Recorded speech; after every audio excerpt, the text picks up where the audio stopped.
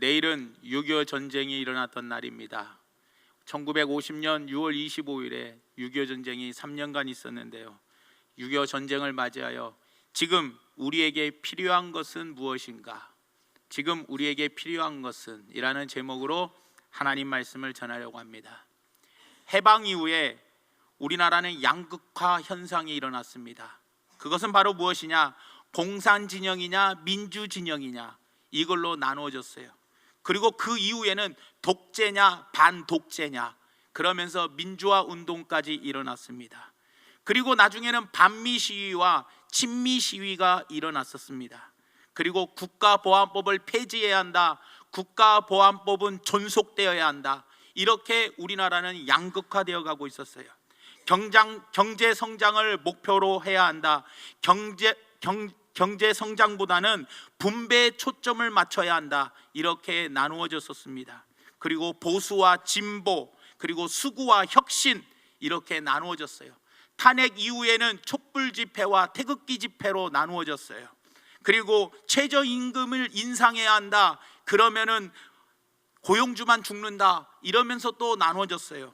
또 최근에는 주 52시간, 68시간에서 주 52시간으로 바꿔야 한다, 안 된다 그러면은 나중에 월급이 줄어든다, 이러면서 모든 의견마다 이 시대는 양극화 현상에 이르는 시대가 되어서 우리는 이 양극화 시대에서 살아가고 있더라는 거예요.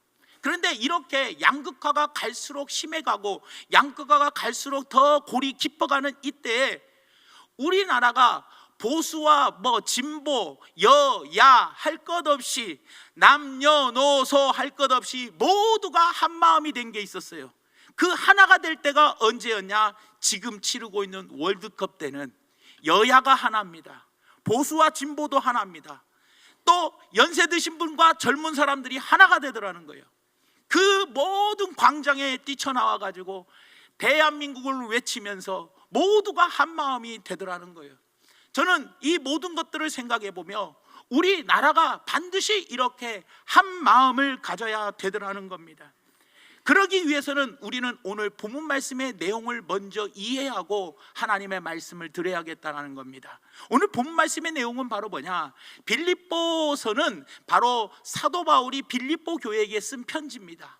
그런데 오늘 본문 말씀의 내용을 알려면 지금 빌립보서 1장의 말씀을 우리가 알아야 하는데, 빌립보 교인들 개개인 한 사람 한 사람들은 다 믿음이 충만했습니다. 한 사람 한 사람은 나름대로 열심히 하나님을 섬겼습니다. 한 사람 한 사람대로 나름대로 하나님을 잘 섬겼던 사람들이 바로 빌립보 교인입니다. 그래서 사도 바울은 서두에 하나님께 감사드렸고 그리고 빌립보 교인들을 칭찬을 했다라는 거예요. 그런데 중요한 것은 뭐냐? 교인들 소속원들이 한 사람 한 사람은 나름대로 하나님을 열심히 섬긴다고 섬기는데 결국에 교회 안에서 분리가 일어나는 거예요. 다툼이 일어났어요. 편가르기가 시작이 돼버렸더라는 거예요. 그래서 1장 15절에서 17절 말씀에 어떤 이들은 투기와 분쟁으로, 어떤 이들은 착한 뜻으로 그리스도를 전파하나니 이들은 내가 복음을 변증하기 위하여 세우심을 받은 줄 알고 사랑으로 하나 그들은 나의 매임에 괴로움을 더하게 한 줄로 생각하여 순수하지 못하게 다툼으로 그리스도를 전파했다라고 이야기해요. 사도 바울이 안타까웠어요. 너무나 마음이 아팠어요. 그래서 그들의 다툼을 보면서 사도 바울이 그들에게 편지를 쓰게 되었더라는 거예요. 개개인 한 사람 한 사람은 예수를 잘 믿는데 믿는 사람들이 하나를 이루지 못하고 다투었다라는 거예요. 그래서 사도 바울이 1장 27절에 이렇게 이야기합니다. 오직 너희는 그리스도의 복음에 합당하게 생활하라. 그리스도의 복음에 합당하게 생활하라는 거예요. 합당하게 생활하라. 이 말이 뭡니까? 교회라는 지붕 밑에 살면서 우리는 더불어 살아갑니다. 그런데 하나를 이루지 못하는 거예요. 개개인이 하나님을 잘 섬긴다고 섬기지만 나름대로 기도하고 나름대로 묵상하며 나름대로 봉사하며 나름대로 하나님을 섬긴다고 개개인은 하나님을 잘 믿는다고 하지만 너희가 하나가 이루어지지 못하고 서로 편이 갈라지고 서로 다투는 것은 복음에 합당한 생활을 하는 것이 아니라는 거예요. 복음이 바로 무엇입니까? 하나님의 말씀입니다. 하나님의 말씀은 무엇입니까? 가장 크게 두 가지입니다. 하나님 사랑, 이웃 사랑. 이것을 하나로 줄이면 성경은 바로 핵심이 뭐예요? 사랑이라는 거예요. 하나님이 세상을 이처럼 사랑하사 우리에게 독생자를 주셨고, 예수님도 우리를 사랑하사 자기의 목숨을 버리면서 십자가에 죽으셨다라는 거예요. 우리는 그 사랑을 본받아 우리도 땅끝까지 이르러 이 사랑의 증인이 되어야 한다는 겁니다. 그런데 어떻습니까? 우리는 밖에 나가서 복음을 전합니다. 나름대로 개개인이 믿음을 가지고 복음을 전하지만 정작 이 복음인 사랑의 복음을 우리는 교회 안에서 제대로 뭐예요? 하지 못하고 서로 편을 나누고 네 편이니 내 편이니 서로 다투기 시작하더라는 겁니다. 이것이 바로 뭐예요? 요즘은 교회가 갈라집니다. 싸우면서 갈라지다 보니 세상의 뉴스거리가 됩니다. 세상의 신문에 기사가 올라갑니다. 또 뉴스에 이 기사가 또 나오기 시작하더라는 거예요. 사랑을 정작 전해야 할 우리들이 복음에 합당한 생활을 하지 못하는 거예요. 그것은 바로 무엇이냐? 이 복음이 바로 사랑인데 우리가 사랑으로 어떻게 해요? 한 마음을 이루어야 한다는 거예요. 그래서 하나를 이루는 것, 이것이 우리가 무엇보다도 중요하다는 거예요. 그렇기 때문에 사랑하는 여러분, 복음을 믿고 있는지, 아무리 복음을 믿고 있다 할지라도 우리가 바로 사랑을 하지 못하고 서로 하나가 되지 못하면 그것은 복음에 합당한 생활을 하지 못하는 거라는 거예요. 그렇기 때문에 진정으로 복음에 합당한 생활을 하기 위해서는 바로 무엇이냐? 우리가 한 마음을 이루어야 됩니다. 오늘 본문 말씀을 세 가지 정도로 이렇게 나누어서 보면 첫 번째 가장 중요한 핵심이 바로 무엇이냐? 오늘 본문 말씀 4절에 이야기합니다. 4절 맨 마지막에 나의 기쁨을 뭐하라? 충만하게 하라라고 이야기해요. 사도 바울이 나의 기쁨을 충만하게 해달라라는 거예요. 그것은 바로 뭐냐?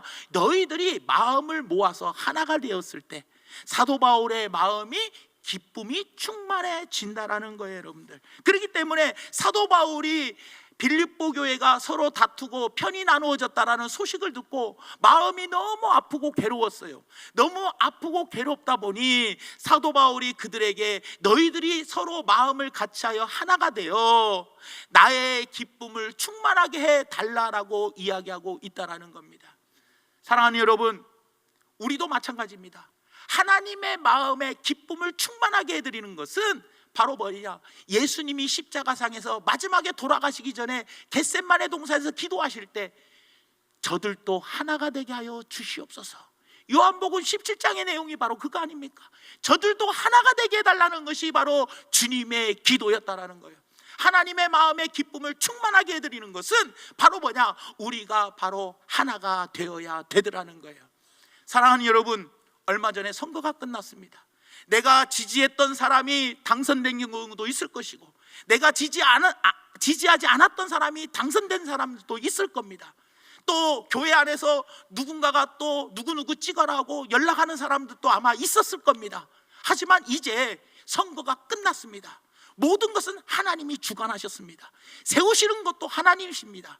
또 물러나게 하는 것도 하나님이십니다. 그렇다면 우리는 그 결과를 받아들여서 이제 선거가 끝났으니 교회 안에서는 우리가 서로 진보든 보수든 여든 야든 우리는 모두가 한 마음을 이루어야 한다는 거예요.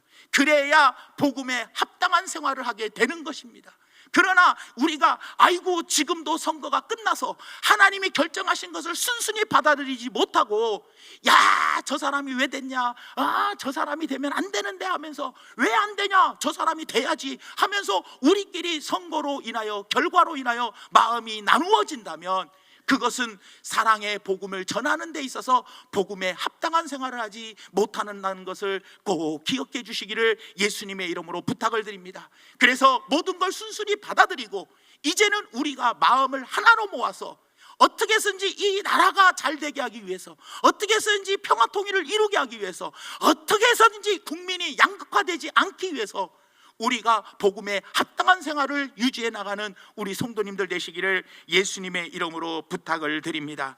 그러므로 말미암아 우리는 마음을 같이 해야 합니다. 마음을 같이 하기 위해서 우리는 기도해야 합니다. 오늘 본문 말씀 2절 말씀에 이렇게 이야기합니다. 마음을 같이 하여, 마음을 같이 하라고 이야기합니다. 우리는 어떻게든지 마음을 같이 해야 합니다. 그러기 위해서 우리가 기도할 게 뭐냐? 하나님, 우리의 마음을 같이 하게 도와주시옵소서, 한 마음을 갖게 하여 주시옵소서라고 우리가 기도해야 되더라는 거예요. 양극화가 분명히 나눠져 있습니다. 촛불 집회 사람들과 태극기 집회 사람들이 분명히 양극화되어 있습니다. 이럴 때 우리는 어떻게 해야 합니까? 분명히 마음을 같이 하게 해달라고 우리 먼저 믿는 사람들이 이 나라를 위해서 기도해야 되더라는 겁니다. 여러분, 마음을 같이 하기 위해서 우리는 어떤 기도를 해야 하느냐? 사도 바울이 첫 번째로 이렇게 이야기합니다. 사랑을 가지라는 겁니다. 본 말씀 2절에 이렇게 이야기합니다. 마음을 같이 하여 같은 사랑을 가지고, 같은 사랑을 가지라는 거예요. 같은 사랑을 가지기 위해서 함께 노력해야 되더라는 겁니다. 여러분, 같은 사랑을 가지기 위해서는 어떻게 해야 합니까? 소통이 잘 이루어져야 되더라는 거예요. 교회 가정에서는 부부간의 소통이 이루어져야 돼요. 또 행복한 한 마음을 이루기 위해서는, 같은 사랑을 가지기 위해서는 부모와 자녀 간에도 소통이 이루어져야 되더라는 거예요.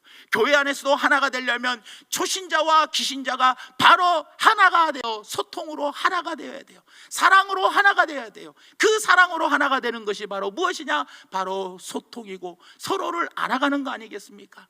그렇기 때문에 하나님, 우리나라가 여야가 소통이 잘 되게 해 주시옵소서. 영수회담에 소통이 잘 되게 해 주시옵소서. 남과 북이 소통이 잘 되게 해 주시옵소서.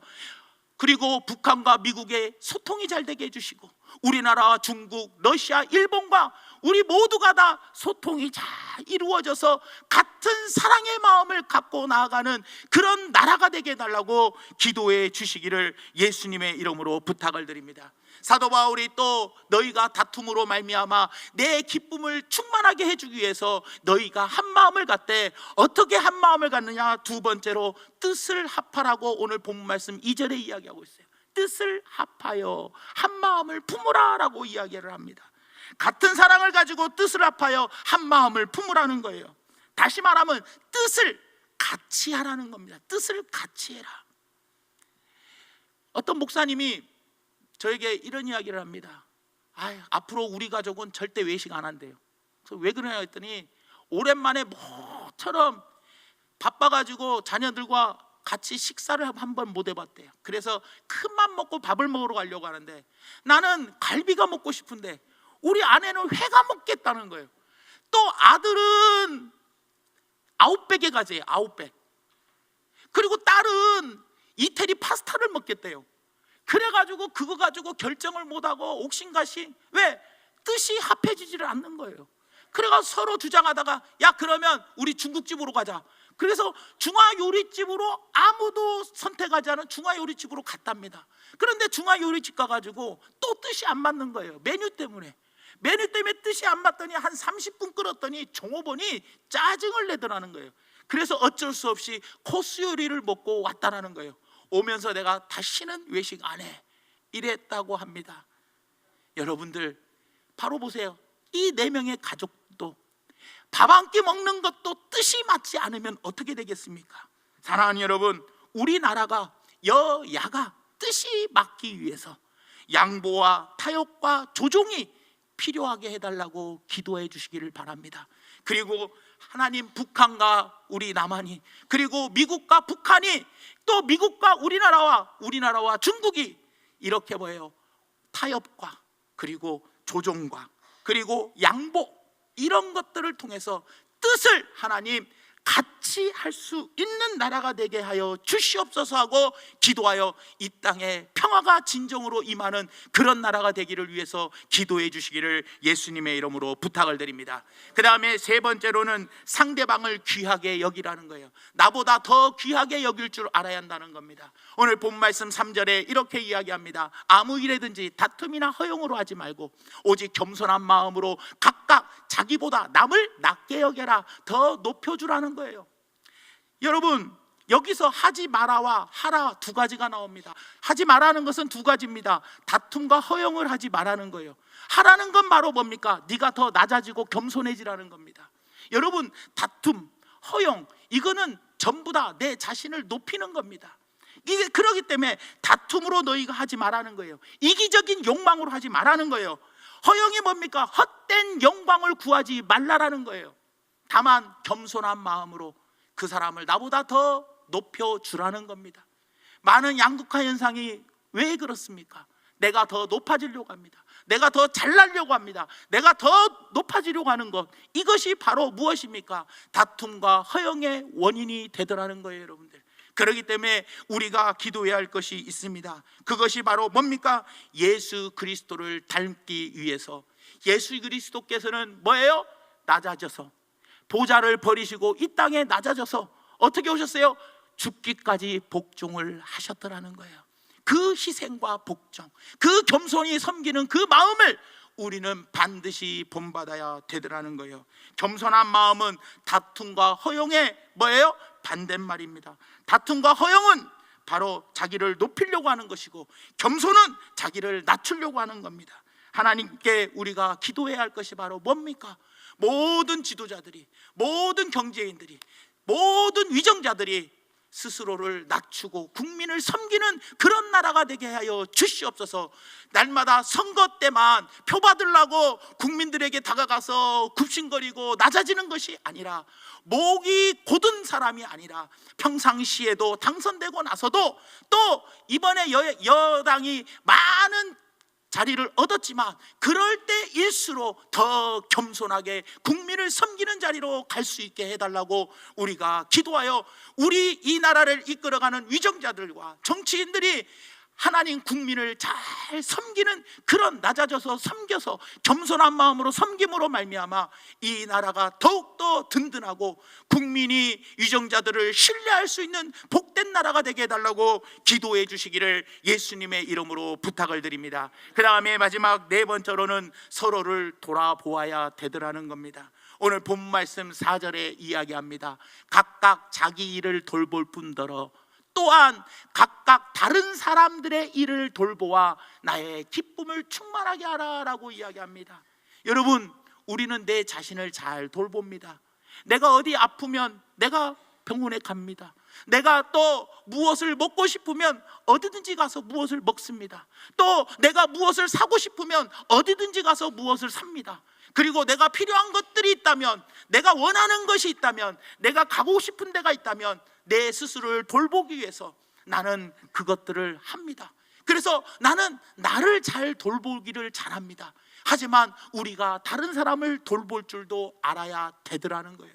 다른 사람을 돌보는 것, 이것이 바로 하나가 되는 것이라는 것을 기억해 주시기를 바랍니다. 모든 사람에게는 나에게 있는 아픔, 저 사람에게도 있습니다. 나에게 없는 아픔이지만, 나에게는 이런 아픔이 없지만 저 사람에게는 있습니다. 나에게 있는 아픔, 저 사람에게도 없을 수도 있어요. 하지만 모든 사람은 나름대로 부부로 문제, 또 자녀 때문에 문제, 물질 때문에 문제, 직장 때문에 문제, 진급 때문에 문제, 여러 가지로 여러분들 현대인들은 모두가 외롭고, 그리고 치열한 경쟁 속에서 모두가 소외를 느낍니다. 이기적이고 자기중심적인 세상에서 지쳐가고 있더라는 거예요.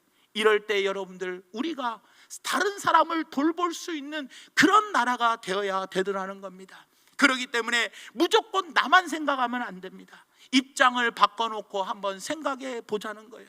그래서 여러분들, 우리 교회가 하나가 되기 위해서는 어떻습니까? 서로의 입장을 한번 생각해 보시기 바랍니다.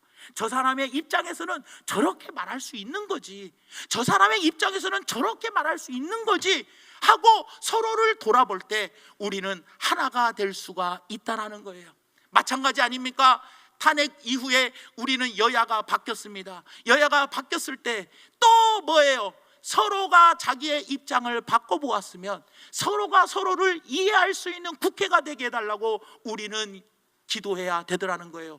여당이 야당이 되었을 때, 아, 야당 입장이 이런 거였구나. 야당이 여당이 되었을 때, 아, 여당 입장이 또 이런 거였구나. 서로를 돌아볼 줄 아는 그런 국회, 그런 나라가 되게 해달라고 기도해 주시기를 예수님 이름으로 부탁을 드립니다. 말씀의 결론을 맺습니다. 내일은 6.25 전쟁이 일어났던 날입니다. 그 6.25 전쟁은 우리는 절대로 잊어서는 안 됩니다. 그와 같은 고통이, 그와 같은 아픔이, 그와 같은 죽음과 그와 같은 많은 손실과 그리고 서로 생이별을 해버리는 그 엄청난 아픔, 이 아픔을 우리는 절대로 잊어서는 안 됩니다. 하지만 이러한 6.25 전쟁이 다시 이 나라에 임하면 안 된다는 거예요. 여러분들, 지금 분위기는 좋아지고 있습니다. 이럴 때에도 우리는 서로 또 양극화가 되어가고 있습니다. 이제 북한하고 우리가 회담을 2번이나 했다. 그러나 한쪽에서는 북한이 정말로 믿겠냐? 저들을 우리가 어떻게 믿을 수 있냐? 라고 또 양극화가 되어가고 있다는 거예요. 그럴 때 우리 그리스도인들은 한 교회 지붕 안에서 우리는 서로 한 마음을 가져야 합니다. 그래야 복음에 합당한 생활을 하는 자입니다. 우리끼리는 마음을 같이하여 어떻게 해야 합니까? 서로 사랑의 호흡을 맞추시기 바랍니다. 그것은 바로 뭐예요? 사랑의 호흡은 바로 소통이라는 거예요. 그리고 뜻을 합해야 합니다. 양보와 타협과 조정을 통해서 뜻을 합하고, 그리고 서로 귀하게 여기는 것은 바로 무엇입니까? 다툼과 허영을 버리고 낮아지고 겸손해지는 것을 이야기합니다. 그리고 서로를 돌아보아야 할 줄 알아야 돼요. 입장 바꿔 생각해 보아야 한다는 거예요.